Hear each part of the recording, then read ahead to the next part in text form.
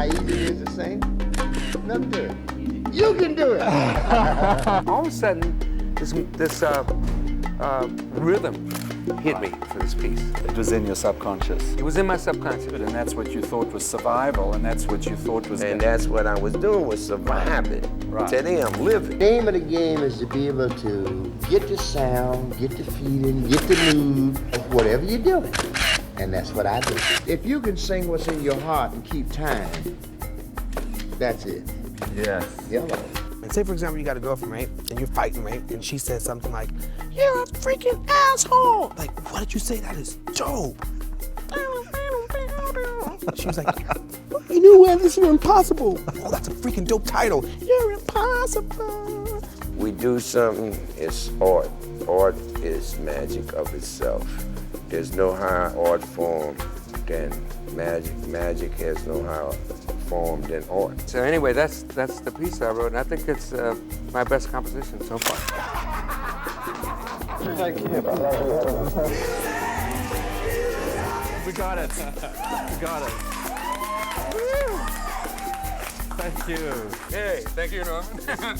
Oh, we always have a great time. Just what I like is get in there and let's do it. Yes. Yes. No time, man, because I come to work. When I play, I play. Yes. But when I work, I work. Yes. I like that. You got my heart. Yes, thank you. Thank you. So when I chose to relinquish my medical career in 1969, I was following a dream. It was a feeling in me. And the feeling is that I wanted to express my creative passions in all its forms. There's an interesting thing as an artist. It's absolutely an imperative that if you're going to succeed in any field, that you discover your voice. And I'm taking a little digression just to explain. I remember opening up a 2,000-page book on physiology, and I looked up the definition of emotion. And it basically said emotions are an epiphenomenon of physical changes in the body, and that was all that was described. But now I find myself 6 feet away from iconic artists, and to my absolute horror, I discover that the process, which I thought maybe had to do with the technicalities of photography or the skill set of being an artist, had nothing to do with what was going on. Basically, that communication is emotion-based. We also come with a manual about emotions. If you feel fear, you're not manly. If you feel hurt, that's very feminine, and that's worse than not being manly. So what I'm discovering, that in order for me to achieve my vision, my voice as an artist, and what that voice became was that I wanted images of artists that were spontaneous, alive, and in some way touched the soul of the person. And the question was, how do I get there? So what I realized is I had to be emotionally in the moment, willing to be the first one to be vulnerable, to say to an artist, you know what, I'm scared, and I don't know where I'm going, but let's go anyway. The attempt to go for the goal directly shrinks down into trying to control people and events. So it became a process of, am I willing to dance with uncertainty? And in fact, the foundation of the creative process is, are you willing to be in the moment, to be emotionally present, and allow the form to follow? So let's run to the next piece.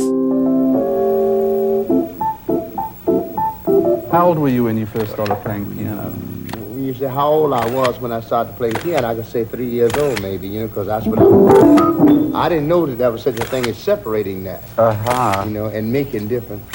But if you mean when did I start to be able to distinguish the difference between one note and 2 notes, probably I was about 4 years old, I guess. Yeah. Something like that. Well, but I'm still doing the same thing now that I did that day, trying to learn how to play this damn thing. Pianos, all instruments whip you. Believe me. Whip you? That's right, all instruments. Because sometimes they won't do what you want them to do. Of course, the instrument will say, no, it ain't me, it's you. Right. The instrument talks back, It just sits there and dare you to play it. Great. Have you, well, I was going to say, have you ever whipped the piano back? Not really. You never can overwhelm an instrument. All you can do is get to the, you can bring yourself to your own competence. But there's always more left in the instrument. Yeah. Do you understand what I mean? Sure. You will never get out all of this piano, what's in it. Yes, You know, absolutely. an instrument can bring you to your limits. Yeah, but I mean, isn't that really what creativity in a sense is about? Yeah, if you can think of it. Right. See, that's the key. Right. You know, make it, to create it in your mind. Do you know you had a voice? I knew I had a voice, but I didn't quite put the two together until a long while later. Right. The first inkling to you that this was a destiny. I actually remember that exact point. Yeah, I tell remember me. that exact point. Yeah. My grandfather had passed, and he had passed probably about a year or so, you know, prior. And I didn't want to believe it. I mean, I just blocked everything out. And I remember going to see the movie Philadelphia, and I just broke down, just broke me down to the core. And I went home that night, and my piano has always been the divider between the living room and the bedroom, my bedroom. And I sat there, and I just, for the first time ever, consciously or unconsciously at that moment, I just wrote, I said what I felt, and I played what I felt, and I just didn't give any thought to anything. I didn't care if it was technically correct. I didn't care if my fingers were in the correct position. I wasn't even thinking. I wasn't thinking at all. I just wrote what I felt and what that drew me to remember and think about and feel, honestly. And I wrote this song, and the song was called I'm All Alone, and that's how I felt. Sing it to me. I can't. What? It's gone. It's gone. And it was...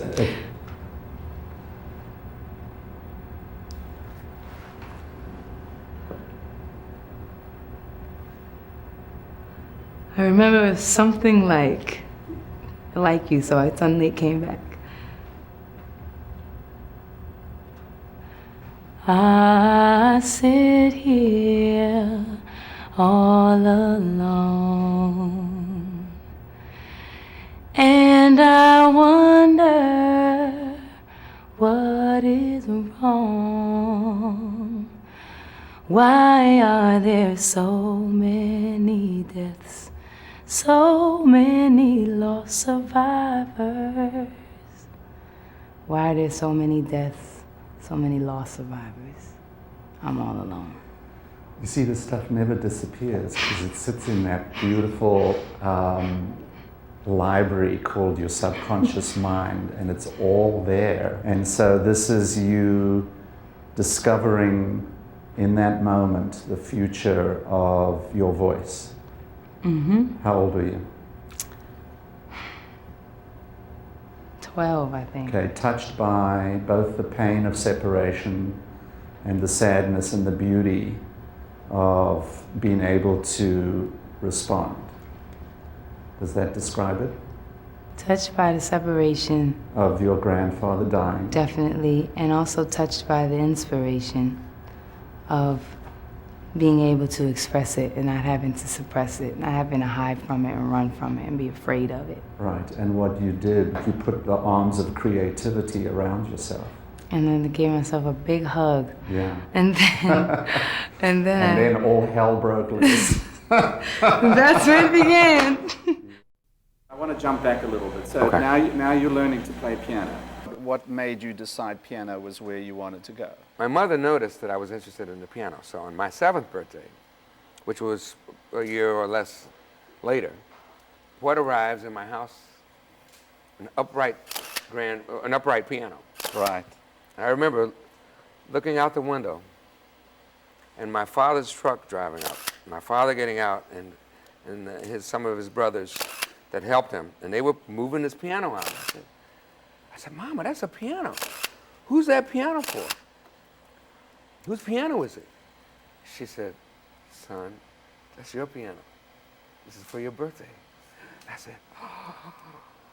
I couldn't believe it. I would have my own piano. Already the die was cast. When I got to college and I started with electrical engineering, then at the end of my 2nd year, I changed my major because I decided that I was fooling myself. And I looked in the mirror one day and said, who are you trying to kid? You know you have no choice.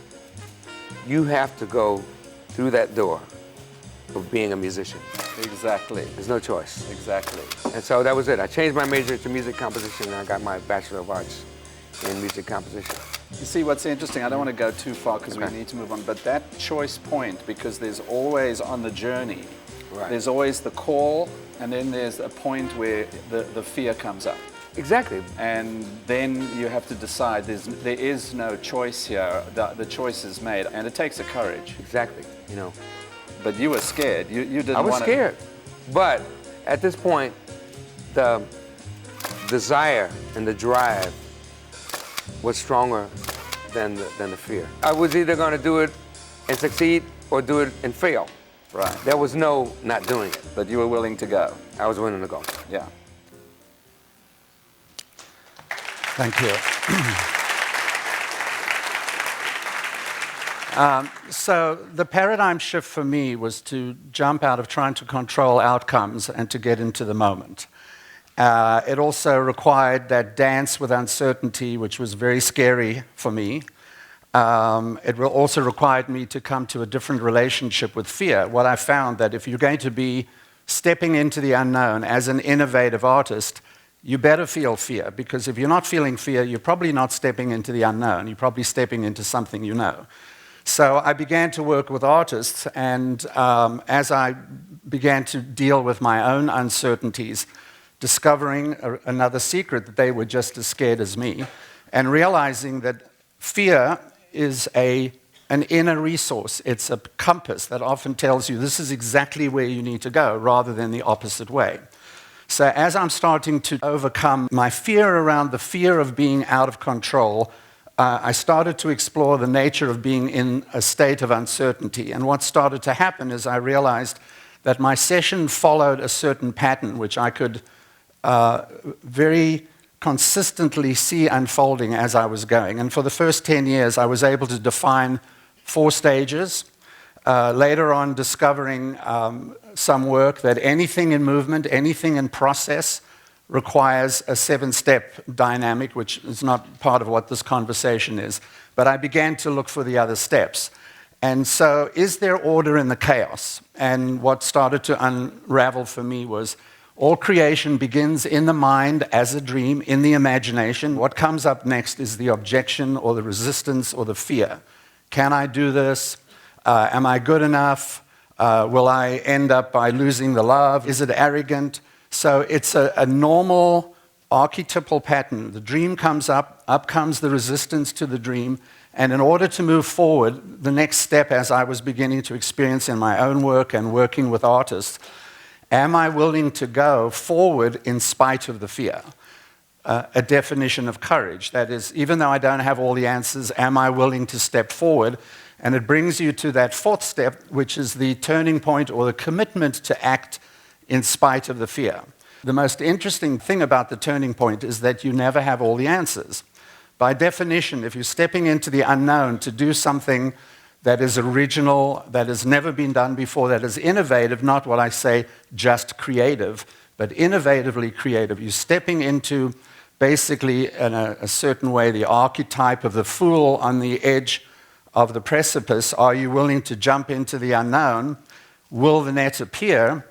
What I discovered to my consternation is no, the net will not appear. You create the net.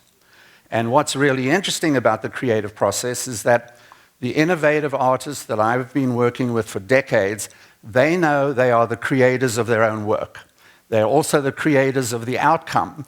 So you have to be willing to step into the uncertainty with no boundaries whatsoever. You then create, it's an inside job in the mind, and then you manifest outwardly, and you bring yourself back to what could be called the fulfillment or the triumph of the dream. I'm going to show you working with scientists. Please run the next piece, and hopefully I'll have 1 minute to talk to you afterwards. Do you remember when suddenly you had the idea of how it could work? Yeah, I was at home. It was my birthday. What were you doing? I think I was laying in bed. I was going to go to sleep. You wake up At 5 a.m.? Yeah. What's the thought? The first thought is, I'm frustrated. I can't make this work. The next thought is, wait a minute, there's another way. And then the ideas just started flowing. I mean, by 6 o'clock in the morning, I knew what I wanted to do. I'm waiting, I'm watching the clock. I said, that's it. That's what we got to do. And that came all in 1 minute? Yeah. Suddenly you had a picture in your mind. Right. And what happened? Did you go to sleep? No. Okay. What happened then? And I think, oh my God, how are we going to do this? Seeing the lander in the rearview mirror of the rover was the reason why I did it all. I knew that was the moment. And what happened then? Lost it. Not ashamed of it at all. Yes, unashamedly, you were real in that moment. And I get teary-eyed every time I think about it.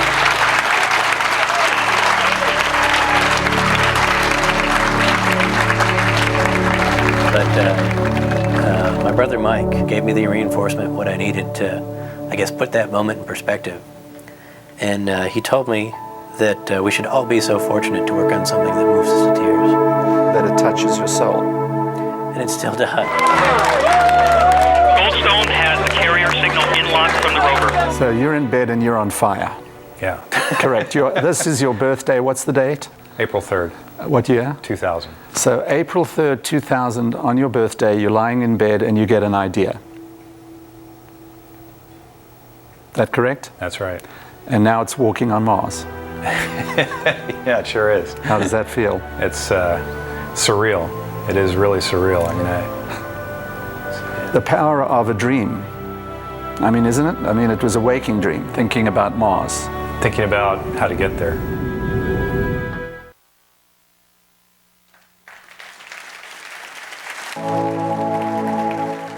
I have gone over time. I truly thank the TEDx people for the gift, for you guys for being the gift. That first statement about emotions and epiphenomenon, I would like to say that our reality is an epiphenomenon of our emotions and our thoughts. The other way around. That's the message of the great creators. They are the creators of their own works. They know we all have the same inner resources. If we can access the inner resources, we can show ourselves that a reality is a choice and that we are more powerful than we know. Thank you so much.